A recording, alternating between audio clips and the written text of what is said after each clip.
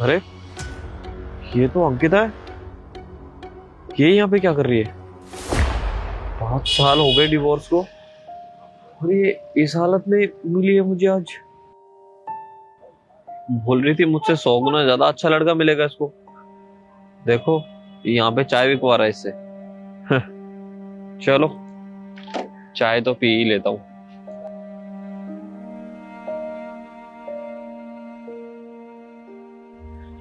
Excuse me, एक cup चाय लगा देना। चाय? हाँ जी साहब, मिल जाएगी। कैसी दी है वैसे?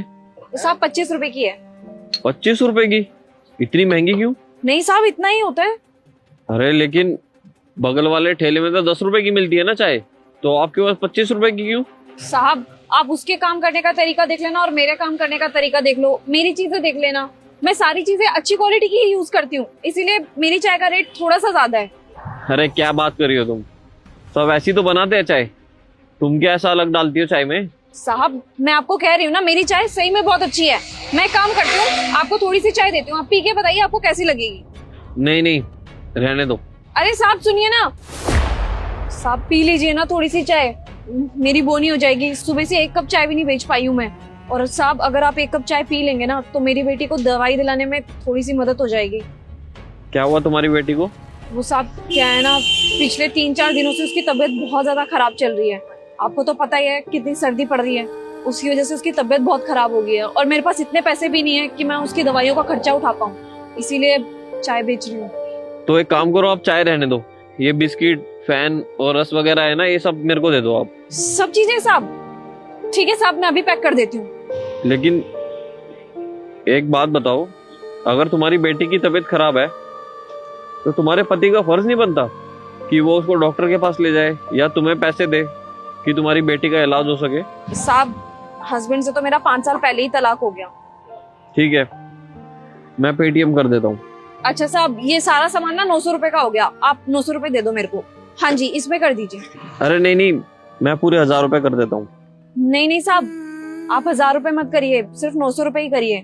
मेरे को भीख ना मांगनी पड़े, इसीलिए तो मैं यहाँ पे काम कर रही हूँ। मेरे को भीख नहीं चाहिए साहब। तुम जैसी खुददार लड़की के साथ तुम्हारे पति ने ही गलत किया होगा, तुम तो कभी किसी के साथ गलत कर ही नहीं सकती। नहीं नहीं साहब, मेरे पति तो बहुत अच्छे थे, बस हमारा टाइम ही अच्छा नहीं चल रहा था।